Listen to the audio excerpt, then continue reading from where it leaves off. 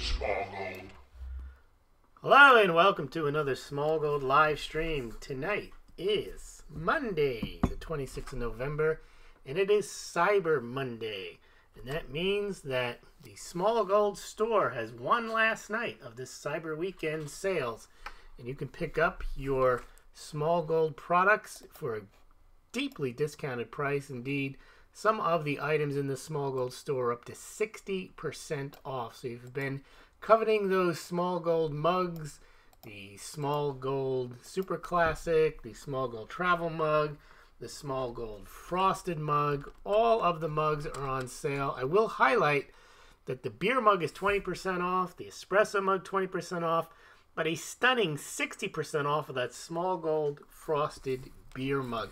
Also, well worth picking up, very inexpensive, the Smaulgld bottle openers. They are magnets and you slap them on your fridge and you're never without a bottle opener when you want to pull out your Smaulgld mug and fill it with your favorite beverage. All right, well, let's take a look. What is tonight's topic?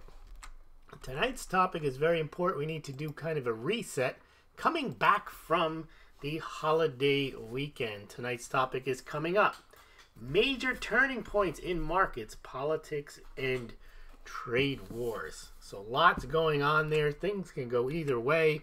They can go either way in a real deep direction. So it's not just that things can go one way, things can go the other way. They can go quick, fast, and in a hurry in either direction. And we're going to do a quick analysis of all the things that we have coming up. And you know, normally year-end is a time which is pretty much an artificial calendar point, but we are coming up to a number of key turning points in many items.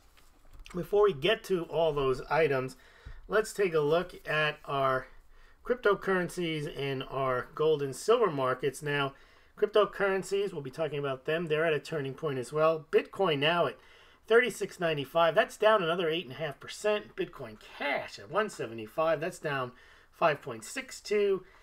Ethereum holding above 100 at $105.36. That's down 9.6%. Litecoin under $30 at $29.02. That's down 6.77%. And Ethereum Classic down to $4.24. That's down 11.13%. Now, while we're going over to the gold and silver, I'm going to pull up the charts now for those items. And the gold and silver markets, we've got a lot of turmoil in the markets, but let's take a look at gold. Gold is basically flat. Down a little bit, just down a little bit, about $1.09, basically 0.09%, closing at 1222.29, and right now it's at 1221.60. So basically gold holding up, no real change there. Silver, our friends silver, high silver away. Today's price, well, silver down a little bit, down 6 cents, a little bit, but that's, see, 6 cents isn't a little bit. 6 cents is almost a half a percentage point. So what did that do for our unsustainable gold-silver ratio? You know, the one that's supposed to be 16-to-1 or 9-to-1 or 1-to-1, because silver is rarer than gold, as all of our silver NPC pumpers like to say. Well, the gold-silver ratio, the unsustainable buy now because you'll never get the chance again. Well, it's at close to 86-to-1, and there's your chart. Take a look. It's not very pretty. Well, again, it's pretty if you expected that to happen, but not very pretty if you've been listening to a steady diet of silver is rarer than gold. We could not live our lives without silver. This is unbelievable. It is unsustainable. What were people thinking when they drove the silver-gold ratio up this high? Don't they understand that silver is the most important metal on Earth? All right, let's move on now to our topic of the... Oh, before we move on, let's take a look, though. I know we've been looking at these COMEX warehouse vaults, and we might as well catch up and see what's going on over at Brinks. The Brinks are now at 52.331 million ounces. That is a huge increase for the Brinks Depository. For those of you who haven't been following each and every night, we cover the Brinks Depository and some of the other COMEX depositories. And what they show is how much silver is in the 1,000 ounce COMEX approved good delivery bar 999 pure. This isn't all the silver that may be held in Brink's depository vaults. I mean, you can ship your silver eagles there, you can ship all your valuables there, but this is just the silver that's available to trade. If someone is standing for delivery, they stand for delivery of those 1,000 ounce bars. And that is what you're seeing here, 52 million ounces worth of those bars. About half of it is registered for sale, a little more than half. The rest of it's just in that eligible form. JP Morgan also, a little more better known, but JP Morgan sold a little bit, or they lost a little bit of their silver. You can see here, still up at 151 million. It was at about 152, 153 million a few days ago, but it's moved down a bit, as you can see, though, an inexorable climb higher of a large amount of silver in the COMEX vaults. By the way, if you want, I would be remiss if I didn't provide you with a link to your Cyber Monday Smaulgld store product. So here we go. That is to get the frosted beer mug. If you just want to browse the shop, please do so here, and you get your 20 to 60% off. Also, there's sales going on over at still at the other Smaulgld affiliate links, so you can get your blackout coffee. They've got some nice sales going on. I'm going to give you that link. That is for blackout coffee. If you like Kona coffee, 100% Kona coffee, they've got a sale going over there at Koa Coffee, and that is very special coffee for your Smaulgld mug. Remember, these are the last day of the Cyber Weekend, and of course you could always become a Smaulgld patron. I'm not going to put that link up there for you now, but SD Bullion has also got some sales going on, and I want to make sure you're aware of those, because you never know, it might be a good time to buy. I'm not telling you it is, I'm not telling you it isn't, but if you are going to buy, it's always a good time to buy when things are on sale. So there's your specials at SD Bullion. And speaking of cryptocurrencies, if you like to get Litecoin rounds, 999 fine, 1 ounce silver rounds, these are really cool. They look like a Litecoin, but of course, Litecoin is digital, but you can buy a Litecoin silver round. If you visit there, you can also get the Bitcoin rounds as well. All right, let us move onwards to our topic of the evening, which is coming up: major turning points in the markets, politics, and trade wars. Uh-oh, we got a moron here. Presenting the distinguished international news commentator and foreign correspondent. Hey, this has been an extraordinary week in world affairs. No, I told Hillary Clinton that that's moronic. Yep, something's always moronic out there, isn't it? Now, coming up, major turning points in markets, politics, and trade wars. We've got a lot of turning points here, and as I mentioned, they can accelerate in either direction. They can continue in the direction that they've been heading, or they can seriously do a 180 and go the other way. So, for example, we've got the heating up of the Chinese trade war. We've got the Federal Reserve right now is tightening. We've got a crypto meltdown. We've got the Mueller probe. We've got the new Attorney General. We've got Democratic investigations. We got stocks heading down. We got gold and silver flat. A lot of this can all change. Let's take a look at why. All right, the heating up of the Chinese trade war. Now, Trump said today he expects to raise Chinese tariffs. It's in the Wall Street Journal. He's going to add another $200 billion.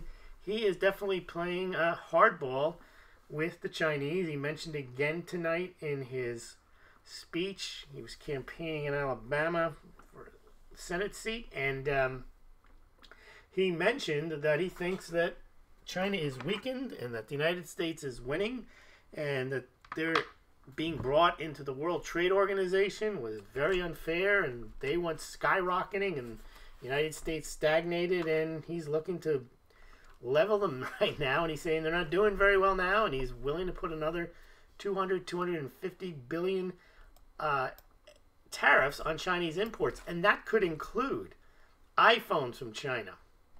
And he says that consumers could pick up the extra 10%. He's not worried about it on iPhones, and of course that brought Apple down today. Now, the next thing is, and you know, they may meet in the next week or so with China, and they may come to a deal, but that easily can go either way. That can accelerate into a real nasty trade war where both sides start to get impacted, where China really has a problem, and then the United States starts seeing price inflation, because a lot of these consumer goods, you slap a tariff on them, people have to pay more if there's no substitutes, and then it just makes things more expensive. And that ties into what's going on at the Fed. Now, we've been on a tightening cycle, and that has not endeared Chairman Powell to Donald Trump. Trump has basically said everything's been great, other than the Fed is trying to crush the recovery with these high interest rates.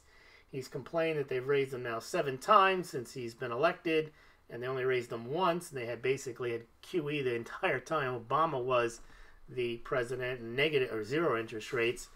And now he's saying that he doesn't like it. And he's been saying he doesn't like it. And he really has not backed off from the idea that the Fed's supposed to be independent. You're supposed to leave them alone. And, of course, he doesn't play by any of these rules. And in a way, it's worth a discussion, maybe not tonight, but if you think about how other countries run their central banks, I mean, there's only a few that don't have central banks, they're very small countries, but most of the major countries have central banks, but they are indeed run by the treasury of that country, which means the government, the elected officials of that country get to decide monetary policy. It's only in the United States and one other country, I can't remember which one it is, but it's not a major country, that actually has this private bank set up like the Fed, where the Fed is supposedly independent. Yes, it's appointed by U.S. officials, but it is indeed a private bank. It's not part of the Treasury, and they're supposed to run the country's monetary policy, even though they're not really beholden to anyone. And you know, there's pros and cons of that arrangement, not getting into whether you need a central bank at all, but when you have a central bank run by politicians who then appoint the Treasury, they have a very big incentive to be loose, because obviously loose monetary policy in the short run helps people get reelected because you can stimulate the economy. Having a private bank, though, run it means that they may not have any accountability to the either the elected official or ultimately the people, the American people. So it's interesting that when Trump talks out against the Fed, a lot of people in the media get all upset. This isn't right. We need their independence. And, you know, maybe if the Treasury was beholden to the president and the president screws up with monetary policy through the Treasury, if the central bank was owned by the United States government and not by a bunch of private banks, then you could criticize what the Fed would do, or the Treasury was doing, the central bank of the United States, if they screwed up. And then you could just unelect President Trump and move on. But with the Fed, you really can't blame Trump. I mean, he may have appointed some of the people, but you can't really blame any individual in power for what the Fed does, because the Fed not only gets appointed, and there's a bunch of people in there that are leftovers and from other administrations, and that they're basically independent. You really can't vote them out. You can't hope that something changes. They basically said, as Greenspan once said, you know, no one really can make us do anything. And maybe that's a good thing, maybe that's a bad thing, but not worth discussing tonight. Just putting it out there that this is what's happening, is that you have a Fed who appears to be going in one direction, while the president, Trump, is saying you should be going in another. And this isn't new. Nixon had these disputes with his Fed people. He appointed Arthur Burns, and he expected Arthur Burns to keep things, I think he appointed him in 1970.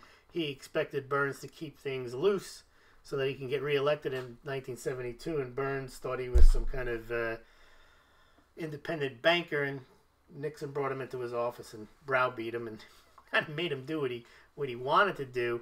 But it's a problem that's been in existence ever since the Fed, is that they try to maintain that independence, and yet they're appointed. They're not really part of the government, and it is a very tricky situation. However, I think that Trump is probably the most aggressive president since Nixon, if not even more aggressive, in trying to influence the Fed. And he tweeted out today, he calls himself now President T. He says, it's so great that oil prices are falling. Thank you, President T. This is his own tweet. Add that which is like a big tax cut to our other good economic news. Inflation down. Are you listening, Fed? So clearly he's trying to say, look, my economic outlook is you shouldn't be raising rates. We got no inflation. Things are going well. Why do you keep raising rates is basically what he's saying. And now we're starting to see the Fed react to this. And this is very typical of the Fed. Now, I don't know if this is because of Trump or whether they'd be doing this anyway. But one of the things is very clear that the Fed does, and why you don't have dollar collapses, they're very clever in how they space their QEs and their rate hikes and their rate cuts. Whenever things start looking really bad for the dollar, like I don't have the chart up now, but I've done a chart over the last 10, 15 years that when they were doing QE and they were lowering the rates and the dollar index was falling, that's when they'd start talking about ending that particular round of QE, and then they'd end it, the dollar would start to rise, the dollar index would rise, and then they'd launch the next QE and the dollar would start to fall again, and then they start jawboning it, saying we're going to end this QE, and the dollar would start to rise again. So they have to keep the dollar range bound. And right now I think the dollar is pretty high. I don't think they necessarily want it to go, the dollar index about 97. They really want it to go much higher. So what happens? Philadelphia Federal Reserve President Patrick Harker, he's saying he's not ready to support another interest rate rise next month. And that starts to give people thinking forward guidance that maybe the Fed now is either going to slow down its tightening, gradual tightening, or maybe even they're at the point where they're going to slow it down and maybe not do it, and then maybe even reverse course. This is what I'm talking about. Right now, everybody's thinking as we head into the end of the year that the Fed is giving guidance that we're going to do a rate hike probably in December, that we're going to continue to do rate hikes through 2019, and maybe we won't. Maybe that will turn around. Not sure, but that's something to keep an eye on as we go forward, because again, that helps the stock market if they pull back on the tightening. Now, the stock market, we didn't mention, big day today. Dow Jones Industrial Average up 354 points, up to 24,640. It's still below that 25,000 point level, but it's up 1.5% today. NASDAQ up to 7,081, up 142 points. That was up 2% today. And the S&P 500 was up 1.55%, or 40 points, up 20 to 2673. So clearly, the markets, I think, are reacting to the idea that maybe the Fed is going to slow down, hold off, or maybe even reverse. And that would be very clever of them. The dollar would fall a bit. The stock markets would go back up when they would once again pull the rabbit out of the hat and kept the stock market going higher. Oil, same thing. Oil, as Trump mentioned, you have oil prices way down. Lots of production out of Saudi Arabia. Still the United States, shale oil is still producing at this price. But again, all this could change. You can have, the oil prices can turn on a dime. They can continue to go down, which would lead to one result, or they can turn around and start heading higher, creating inflationary pressures, then tie that into what we were talking about with the Chinese trade war. And all of a sudden, we may be in a situation where some people are saying right now we may be heading towards deflation. Well, that could quickly change if we have Chinese price increases, we have rising oil prices, and then you have a Fed who is getting looser, and all of a sudden you've got the problem of inflation increasing. So again, it could go either way, and we won't really know which direction we're heading probably until after the Fed meets and raises or doesn't raise rates in December, and then what they actually say about raising the rates or not raising rates, what their forward guidance might be. Now, moving over to cryptos. Cryptos are another one that can go in either direction. They can continue to head down and basically bust up and be scattered to the winds, and 2019 could be the year crypto died. Or we could see as early as tomorrow a major turnaround in the sentiment for crypto. Tomorrow, why do I say tomorrow? Well, I've been talking about for a while this conference is the biggest crypto conference of the year, Consensus Invest. It's run by CoinDesk. Tomorrow you have, at that conference, you have Backed speaking there. Now, Backed is that platform that's going to be registered Bitcoin futures exchange, quote, physically delivered. They're going to have a storage solution. And the reason Backed is important is it is run by or backed by the New York Stock Exchange, Microsoft, Starbucks, and Boston Consulting Group. And they're anticipated to go live in early January. Now, that could be a big deal. Obviously, if institutional investors can invest in cryptocurrencies the way they're used to investing in accordance with their guidelines, regulated, insured, and so on, that could be a very, very big deal. Now, the anticipation of this launch has not helped the price of cryptocurrencies one bit over the last 2 months. Prices have been falling despite the pending launch of this platform.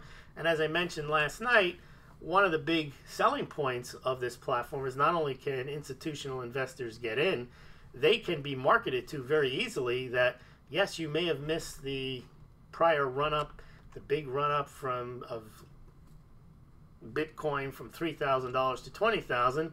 Well, they could say you didn't miss anything. It's $3,000. You can get right back in at the ground floor. So keep a lookout for that. I mean, that's a potential big catalyst going forward, and we may have major product and regulatory announcements tomorrow. And the reason I say regulatory, another big meeting tomorrow is, now this one caught my eye 2-3 months ago, and again, no one's made a big deal out of it, and this could just be two guys yakking, but here's the two guys that are going to be yakking tomorrow. We're going to have Glenn Hutchins. Now, it's okay, who's he? Well, he runs a $39 billion private equity firm. You say, okay, well, that's no big deal. A lot of people run equity firms, and we know there's some institutional interests, equity funds interested, hedge funds interested in cryptocurrencies. That's nothing new. Okay. But this guy, Glenn Hutchins, is also a current board member of the Federal Reserve of New York. Now, that's a big deal because not only is it the Federal Reserve, but the New York Federal Reserve is where they make all the decisions. So this guy is tied into the Federal Reserve. He is also a former board member of TD Ameritrade. Now, TD Ameritrade is a company that is also launching a Wall Street institutional investor platform for trading cryptocurrencies next year as well. So there's a connection there too. He's also a member of the Council on Foreign Relations. And who's Glenn Hutchins, the guy who runs a private equity firm? He's on the board of the Federal Reserve of New York, former board member of TD Ameritrade, and a member of the Council on Foreign Relations. He's going to have a talk with the head of the Securities and Exchange Commission, Jay Clayton. Now, for anybody who still has this idea that the United States is going to turn around and arrest everybody for cryptocurrencies, you have to be out of your mind. You have these people are there at a cryptocurrency. They're there to figure out how to co-opt this thing and how to make money out of it by regulating it and selling it to Wall Street.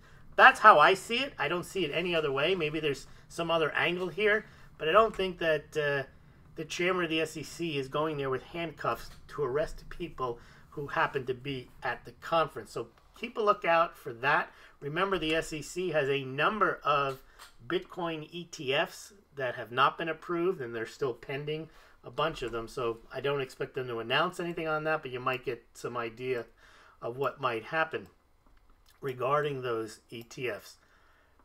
Also, one of the guys who has an ETF pending, he's going to be there too. His name is Gabor Gorbax, and he is with Van Eck, who has one of the ETFs pending. And so he is going to be at that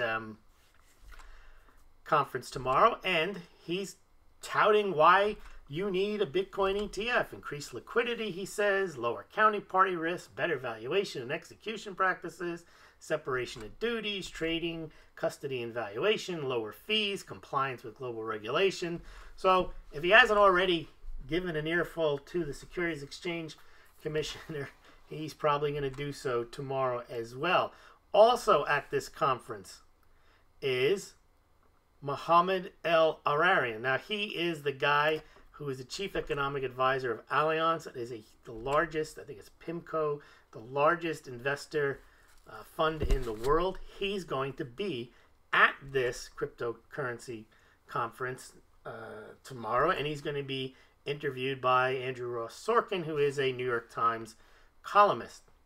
Also, the SEC put out yesterday their guide, and I've mentioned this guide, it's been online for a couple of months now, their guide to ICOs. Very interesting. They happened to tweet this out yesterday. It's sec.gov/ICOs.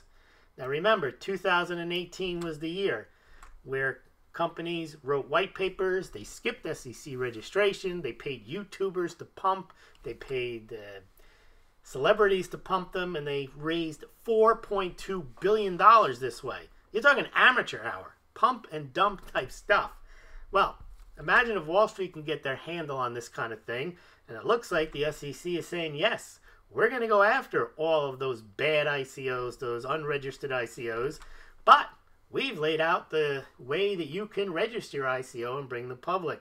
So while 2018 may be the way that you just scrapped together a white paper and called up your favorite YouTuber, 2019 is probably going to be you get your Silicon Valley VC funds, you get your private digital token offering done, the first round, then you hire Wall Street bankers, lawyers, and accountants that understand SEC registration. They file their ICO with the SEC, and then the bankers promote that ICO to Wall Street. That's what it looks like they're trying to do, and I think that could be a big change, game changer in how the crypto markets are going to function next year. Or, as I mentioned, the whole air could come out of the balloon and the whole thing can go down, and this will all have been for naught. So I think you can clearly have a massive divergence in the fortunes of cryptocurrencies, ICOs, and the entire space. In other words, in my view, they could head south and just be done, or they could surpass 2017's prices and also dollars invested if indeed the regulatory environment gets solidified so people know what it is, and there's still, even if they get that, there has to be institutional interest. So that's something to definitely keep an eye on, and again, it won't be sorted out until next year. What else is going on? Now we've got, I mean, tomorrow you also have, there's companies there with stable coins and all types of things, and you say, well, so what? But the companies, these companies, like for example Paxos, never heard of Paxos, right? But who's working on Paxos? Who's on the board of directors there? The former CEO of the New York Stock Exchange, the chairman of the Financial Accounting Standards Boards, that's FASB, that's a big deal, and a senior partner at PricewaterhouseCoopers. These are all the places, the people that are part of the establishment and how you bring offerings. You need to have all your accounting things done correctly. You have to have your New York Stock Exchange listing stuff done correctly. Another person who's on the board of directors of Paxos, former chairman of the Federal Deposit Insurance Corporation, the FDIC. Again, this is where they put the money into FDIC-insured bank accounts and come up with stable coins, not Tether, but actual FDIC-backed, dollar-backed stable coins. So these are big players. They're not like YouTubers that are pumping a particular coin. These are people that are on the board of directors of these companies that you never heard of, and they will be at Consensus Invest tomorrow. And Senator Bill Bradley from New Jersey is on the board of this company too. So lots of stuff going on in the crypto space. That could go either way. Politics, end of the Mueller probe. That's coming up. Now you're seeing a lot of last gasp efforts for the Mueller probe to basically get a trophy. They're not going to get Trump. It doesn't appear to be that he colluded with Russia in any way. They would have already thrown that out there. And the obstruction of justice charge is ridiculous because he can fire whoever he wants. And now they're going after minor players like Jerome Corsi and Roger Stone. And both of them have basically flipped Mueller the bird. And they said, you can do whatever you want. We're not going to lie. We're not going to take a plea deal. So throw us in jail. And of course, he called them thugs. So I think they either realize that, you know, better at that age just to go to jail. I don't know what they're thinking, or they think that Trump will pardon them. I'm not sure. But the point that Mueller is strong-arming them is not really a good sign for the Mueller investigation, because those guys are really of no consequence whatsoever. I mean, of course, he wrote some books. He was on InfoWars. I mean, he's not, and the same with Roger Stone. They're not influential players. You know, they're basically like journalists. They're not people that are running the campaign and doing all kinds of stuff. And then today, Mueller, it just came out, Mueller is going after Manafort, saying he's violated his plea deal. So this is clearly coming to an end. And here's something that, again, could go either way. Now, Mueller may have some tricks up his sleeve, and he may go for some kind of scorched earth policy and just go after everybody, including Trump, his family, his kids, you know. Or he may throw the towel in and say, here's what we found, and try to save face and say there's not much there. And then you have the potential, everything can go the other way. You could have Trump go on the offensive, and he's kind of hinted at this, and he can go after Podesta, Clinton, Comey, for all the things that they did, irrespective of the Russia probe. He can go after Comey for being duplicitous, for leaking. So, again, that could go in either direction. We don't know. And again, it's worth paying close attention to how that all shakes out. And Trump is clearly preconditioning the media. He's saying the Clinton Foundation found donations dropped, which showed they were illegally playing the power game. I mean, he tweets this. He's basically accusing them of a crime. And if you're the top of the executive branch and you have a new attorney general, well, if you think somebody's done something illegal, it would make sense that you would set out for the indictments. He says they monetize their political influence. He doesn't say they were alleged to through the foundation. So he's repeating what Andrew McCarthy said, but that's not the point. The point is he's saying it as he's endorsing it. You've also got the issue on the border. You've got people charging the border. You've got the media making it out like these are just poor women and children. They just want a better life. And then you've got Trump saying, no, they're a bunch of criminals and we're going to throw tear gas at them. So again, that creates a type of internal tension as well. Now, gold and silver. They're actually, and this is the point about gold and silver, they don't do anything. Cryptocurrencies, see that when people try to say Bitcoin is gold and Litecoin is silver, they're not. They require too many different inputs. There's miners, there's cost of electricity, there's regulations, all bunch of stuff. There's so much going on with Bitcoin and Litecoin for you to even think that there's something stable like gold and silver. Gold and silver are elements. They just sit there, and they are. But that's the point. All of this stuff that's going on could impact, seriously, the prices of gold and silver. Generally, because gold and silver is stable, all these things, all this turmoil, depending on which direction they go, could create a decent opportunity for both of those to rise. But we don't know. So let's see what you guys are saying over in the comments. And let's see. Pablo Pena, is that Lewis on the cover? Yes, that was me. Is a game changer. I was set to skyrocket on there. It doesn't look that well.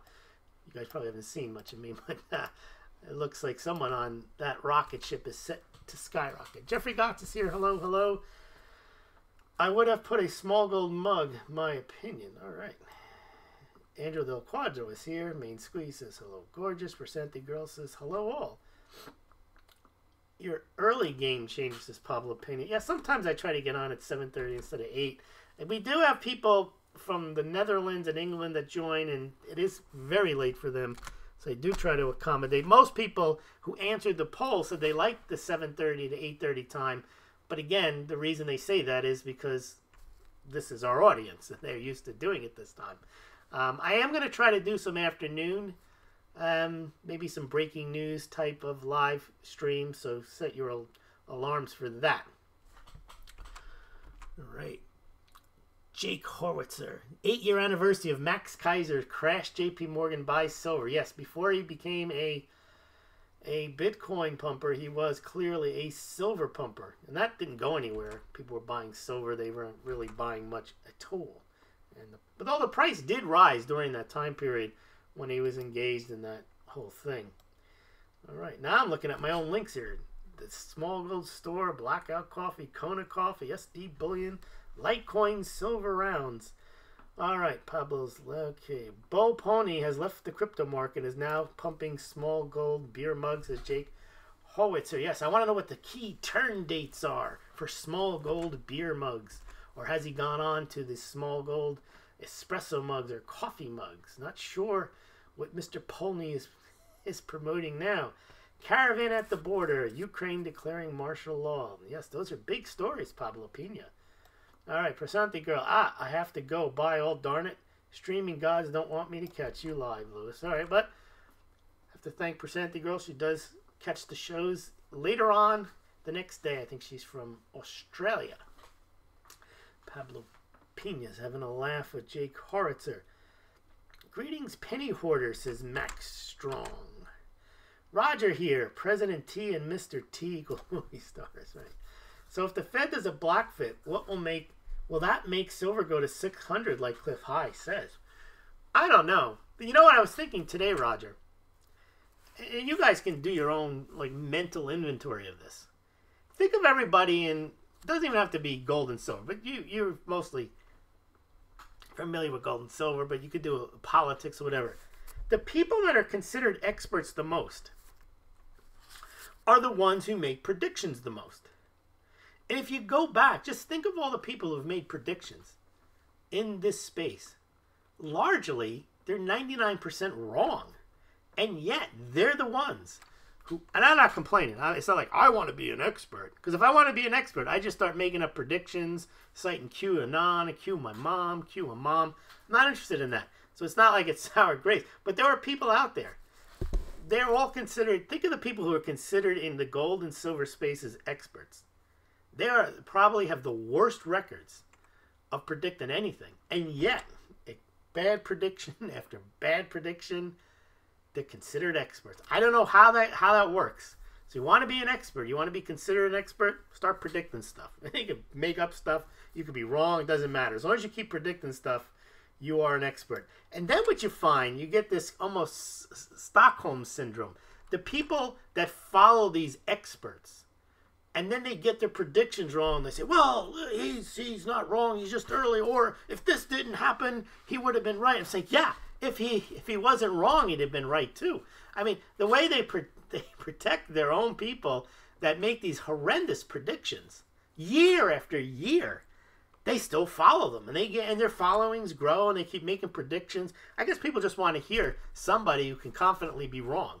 Well, I think that Bitcoin next year is going to go to $100,000. Oh, Lewis says $100,000. I got to follow him because I want to make $100,000. Unbelievable. I saw some guy who was predicting $100,000 Bitcoin in 2018, and now he's predicting $1,500. Everybody said, well, he's an expert. I'm like, how is he an expert? He's now predicting it's going to 15. In September of 2017, he said it was going to $100,000. Well, things change, and now because of his expertise. No, I don't get it. That's an expert for you. All right, let's see what else we got here. Steve Hall, silver Bitcoin ratio will be 1-to-1 soon enough. I'll get in then. You know, I was thinking of that today, Steve. It's very interesting. If Bitcoin is gold, then, you know, Bitcoin would be $1,200. And then Litecoin was silver, then Litecoin would be like $14. And Litecoin's like twice the price of silver. Litecoin is twice the price of silver. And gold is Bitcoin is like 3 times the price of gold. Yeah, so that I was thinking of that today. That's interesting. Pablo Pina says, this conference sounds boring. If Lewis is there to talk about mugs, then that would be a game changer. You know, if I lived in New York and somehow I can get a press pass, I would go. Because one of the things the reason I mentioned it's probably boring, but that's not the point. What I find interesting is these people manage fortunes. Muhammad Al-Areni, whatever his name is, from Alliance Capital. You got the head of the Federal. When these people go to these things, they don't go to gold conferences. They don't go to silver conferences. They don't go to I don't name those things that Kitco goes to. The resource. They don't go to those. So my suspicion in all this, if I had to bet whether cryptos were going up or down, I would bet, oh, he's making a prediction, he must be an expert. Now, I would bet they're headed higher only because you have this massive interest of all these people that are moneyed interests. They're not going there because they're trying to get rid of it. I mean, they could be. I mean, that's one thing. They could go there. This is how they corral it and crush it. But I don't know. They have money invested in it, so it wouldn't make sense for that. So that's why I think this is 2019, maybe a big turnaround for the crypto space, or it could just be, you know, it's going to head downward. All right, let's see. Roger Stone is Q. JFK Jr. is Q. Who's QAnon? QAmon. All right. Brent Santos, 45. I think you're new, Brent, aren't you? I just got back from China yesterday. I can confirm gold back yuan, and they love silver. Actually, I have no care for silver. That's what the numbers say. I haven't been to China, and that's what my friends have said they've been to China. They do like to buy gold, but it's not like they stack coins or bars. They buy gold stuff, jewelry, and so on. They have no care for silver. Some people I spoke with, parents have gold, but no young people cared. And that's the other thing. I think definitely gold and silver are generational. If I look at my Google Analytics, whatever it is on the YouTube, it says that my audience is 100% guys and they're all over 50. Now, I'm sure, I mean, I know we have women on the channel, and I know guys like Matt from Silver Fortune, or younger guys in their 20s. But generally, the younger people are not. They don't buy CDs, and they're not the tactile generation. They grew up on video games. They don't even own DVDs. They watch, they download, or they stream. They don't even download. Download means you have something on a hard drive. They don't even have that. They just stream stuff. All their entertainment is streamed. Their money is digital. So, yep, I think that's a big issue for the coin collecting and things like that. Nicholas Smith says, QAnon recommended this channel. All right, Max Strong. Whatever happened to that Ginger Kennedy responded to Trump's State of the Union address? I think his name is Robert Kennedy Jr. I think that's who it is. The one with dribble coming out of the side of his mouth. They try to make a big deal out of him, and I'm like, you can't create excitement around that guy, can you really? Yeah, I don't know what's happened to him. He's still around. I mean, he's whatever position he's in. Okay, Brian Grant. The most value Bitcoin offers is that people are thinking about money in new ways, gaining a new understanding, gives perspective of what we're talking about in exchange for our labor. Well, that's a very good comment, Brian. That's true. David Morgan, the silver guru. But he is the silver guru. This generation has never had sound money. They don't know what it is, says Brian. Yes, and I agree with that, and that is an issue. And the other thing is, think of it this way. Why haven't they had sound money? Because your money masters, some of the same people I mentioned, the people at the Fed and so on, your bankers, your central bankers, your Wall Street traders, Silicon, all those people, they have dissuaded people to think that way. Why? Because you can't make as much money off of sound money. The more you can print stuff, the more you can do credit. That's why China would never do a gold back yuan. They love credit. They're the biggest credit bubble in history right now. And because of that, that's why I think they like cryptos. They're digital. And they don't even have valuations. I think the bankers realized they got screwed trying to digitize and collateralize mortgages because they ended up getting stuck with all those mortgages. It's like, oh no. You know, they may have been able to trade them, do derivatives on them, but credit default swaps. But ultimately, they're tied to something physical. That's bad for them. And you really can't boost the price of houses that much either because people have to pay for them to live in them. But cryptos are totally different. You can, look, Bitcoin already was $20,000. Based on what? I don't know. It was $20,000. It's $3,000 now. You would think, just literally, it's further ahead wherever it's headed now than it was a year ago, but it's not. But the reason that I think bankers love this stuff, it's the same thing with carbon credits. There's no such thing as a carbon credit. It doesn't exist. They just say, well, we're going to give out credits. We can increase the supply of credits, decrease the supply. We can trade them. They love that kind of stuff. Well, Bitcoin and cryptocurrency is the same thing. You don't have to show earnings. You don't have to show anything. You just have to show interest. And then you do derivatives, and you know that's why I think they're looking at the crypto space as a way of They know they can't boost the stock market much higher. It's already ridiculous that they have companies like Tesla that don't make any money. Tesla, the guy today said, oh yeah, we were almost out of money in a couple of years. Whatever he was saying. He's basically highlighting the fact that Tesla makes no money and it's worth billions of dollars. I mean, how long can they continue to try to sell that? Part of the way they sell it is they buy the stuff themselves. But the best thing, I think, from a banker's perspective about cryptocurrency is, when is Bitcoin overvalued? Now, common sense people say, well, when it's over zero. Okay, but forget that. The point is that there are people that value these cryptocurrencies, but they don't know how to value them. Well, that's what Wall Street does and comes in. They come in, they invent why Bitcoin should be $80,000, why their new ICO should be worth $60 billion. And that's what I think they're going to do. I think it's the easiest way for them to continue to find something else to make the money. They won't have to even burst the bubble. They just move all their money, small amounts of money, into crypto, and that money grows 10, 15 fold. They only put 10% of their money in it. Now they've totally hedged against anything that happens in the stock market. I think that's what's going to happen. That's my guess. That's my prediction. Don't trade on it. It's not investment advice. It's a very macro view of what I think's happening. But that's what I do here. All right. And you can't expect them to value real money, says Brian Grant. That is true. Shark Air. The bankers are the ones who introduced gold-backed currency. Yes. And the reason they did that was to remove the concept of the sound money. It sounds like today we think, oh, it'd be great if they backed the currency with gold. No, actually, it'd be great if people just used the gold as the currency. Because once you back it, once you have a currency, you can cheat. And that's what the goldsmiths did. They just issued more tickets for the amount of gold that they had. Brian Grant, I hope you saw Grant Williams' talk on gold as apex predator. Nah, I've seen a lot of this stuff. A lot of it's just very cleverly worded, and I'm not a big fan. That a gold standard be imposed not by choice but by force. No. The problem with these people is that they view gold as the answer to everything. They came up with a gold-backed yuan game changer. They think that the whole world is going to be forced to come around to their way of thinking, which is I think it's a very egotistical view.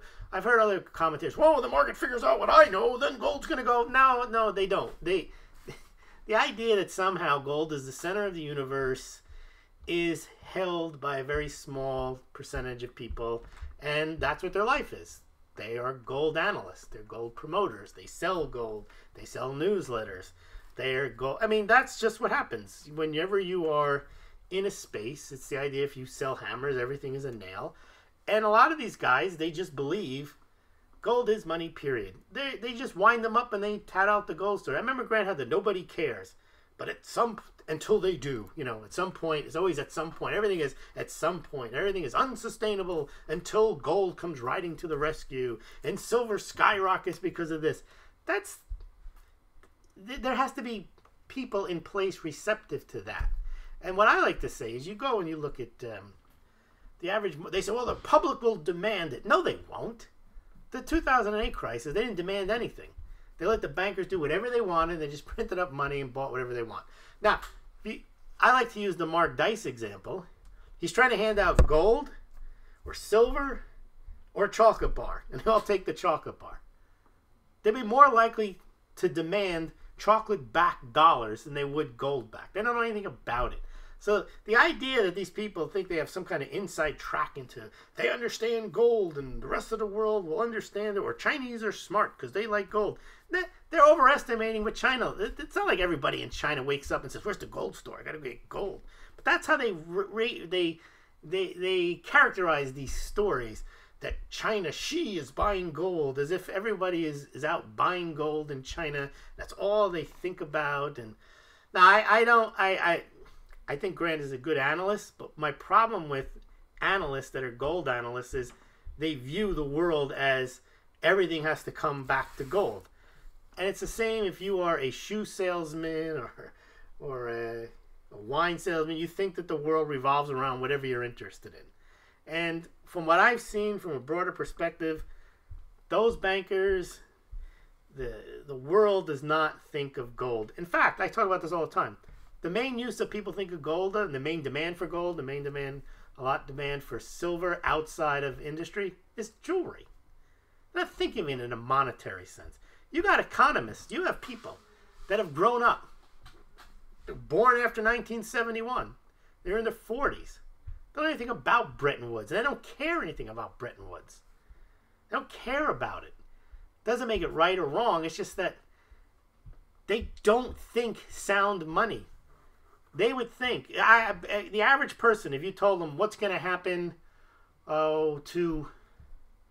if there was a crisis, the only thing they would think is, maybe if they gave me money. And what would money be? You print up dollars and hand it to them. That's what they talk about, helicopter money. No one thinks about gold. The only people who think about it, people go to these conferences or subscribe to these newsletters or buy gold. It's a very, very small, it's not the same as in 1970s after Nixon went off the gold standard and people lined up outside of gold shops because they saw inflation. People don't have that education, and I think the link has been broken between gold as a monetary metal and clearly with silver. No one thinks of silver as money other than the channels that promote silver, and they try to sell it to you as it's some kind of money. At best, silver is dormant money. It's not used as an medium of exchange, and frankly, today it's not practical to use as a medium of exchange other than in a disaster barter scenario. Well, I don't know. All right, well, what else do we got here?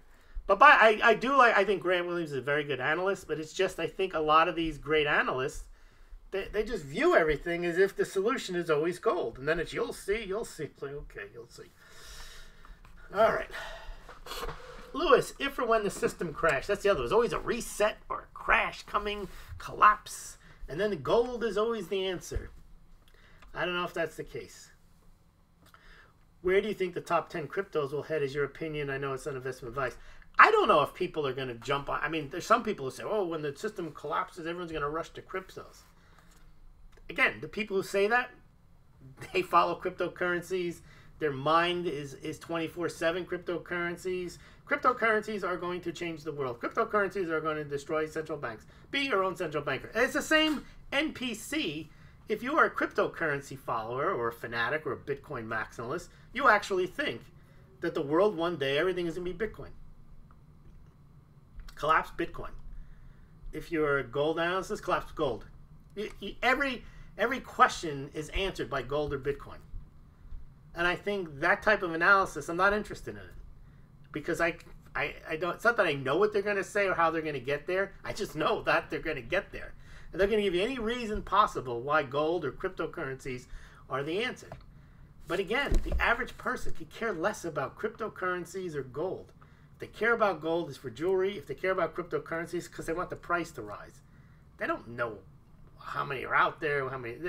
That's the problem with any type of analysis from somebody who only analyzes a particular industry. You know, we don't have it, but I mean, you can easily make up the same way people talk about silver. Silver is rarer than gold. We could not lead our lives without silver. Silver is one of the most useful elements in the world. You could say the same thing about copper. Copper has been money for 5,000 years. We could not have electricity without copper. Copper moves a lot of water in pipes. Therefore, copper is undervalued. If it wasn't for manipulation, copper would be worth much more. It's the same. Once you get attached to an asset, and that's what you do for a living, I think by definition, unless you resist, you're always going to come with you're going to start from the conclusion that copper is the answer, silver is the answer, cryptocurrency is the answer, gold is the answer. And you're just going to work your way back. And then you're going to get the oohs and the ahs because how clever you are to come to the answer that you knew you were going to get there in the first place. The answer is gold, cryptocurrency, Bitcoin, silver, copper, wherever it is that you happen to be interested in. So it's interesting to listen to people be clever and explain why this is going to happen. But none of these they've been predicting this stuff for 40 years. Dollar collapse, game changer, game over, gold back, coming back. All right. I'm thinking Mark Dice didn't show clips of people taking the gold. That's true. I don't think everybody doesn't know about gold, although it's possible. I mean, it is possible that you should try it yourself. I wouldn't have a bar of silver to hand out, but still. Yeah. Where's Barry? So I'd be surprised if he gave away a gram of silver or gold. But he did highlight, there may have been people who figured it out, but he did highlight there's so many people out there that don't know. I mean, he didn't find those people that were ignorant. I mean, there's plenty of people that are, and they're not really ignorant. Why should they know about it? Well, because it's not sound money. Well, they use whatever they have in their pocket. They use their credit cards. That's how they lead their life. They're healthy. They're fed. I mean, you may think they're morons, but so what? I mean, why should they know about gold or silver? No one's forcing them to use gold or silver. So why would they know about it? Now, Pablo Pena says something very smart. I purchased a Smaulgld mug for investment. Well, see, I'm a mug pumper. And I don't know if you've heard my commercials for mugs, 18 reasons to buy and hold mugs. For me, the answer to everything is mugs. Seriously. Mugs are real money. Measure your wealth in mugs. You can stack mugs. Stack as many mugs as you can. There are mugs at the offices of JP Morgan. Mugs are made in China. I mean, mugs are everything. I can make as many videos explaining why, at the end of the day, when there's a reset, you're going to want to have a mug. Because you're going to want to put stuff in it. You can barter with your mug. You can put your barter items in a mug. I'm going to make a big presentation on mugs. Why? Because I'm selling mugs. And I actually think I'm the best mug salesman. I didn't even know about this, but Louder with Cratter has a mug club. Now, a mug club, there's nothing special on that. There's every beer company on the planet has a mug club. But he tries to get money from his listeners and subscribers by subscribing to his mug club. I have a mug club. But I sell a lot of mugs. So mugs are the answer to everything. Pre-1982, copper pennies are the new gold standard, says Max Strong. Yes, few understand copper's monetary history, and when the world figures it out, we're going to go on a copper standard. Because copper is not only useful as money, but it is also used in pipes, and it is used in electricity. La plate de pique, so when and if the system does collapse, where is the best place to be in your opinion? If there is no collapse, well then obviously cash will always be king, but what if it does? Okay, so it depends on what type of collapse there is. If there is it could be a monetary collapse, it could be a collapse caused by natural disaster, EMP, so it all depends. And it also depends on whether the collapse is something that is temporary in nature, whether it's long-term in nature. A systemic collapse, like in the financial system, that wouldn't last very long, just because, especially in the digital world. See, the problem with gold, it would take longer. They'd have to... Central banks have figured out that they can erase credit, they can create credit, they can... all with a switch of a button. And that's why they don't want to be tethered to gold or silver. And also because nobody knows what it is. And it wouldn't matter. So I think it depends on, I don't think you can prepare for every type of collapse. I think that if there is a collapse, it's more important, not that you have gold or silver, is that you have a period of time where if things didn't work out, that you would have sufficient food, water, and ammunition just to get through until things started to work out. And you'd want to have something to barter with, which could be some of your supplies, which then you can use to get other supplies. But I'm not sure, trotting your silver bar down to the town square and trying to buy stuff is going to work, because they don't know what it is. Oh, they'll learn. Why would they learn? They got other issues trying to survive if there's been a collapse, trying to figure out that your bar that's got some lady on it is worth something to them.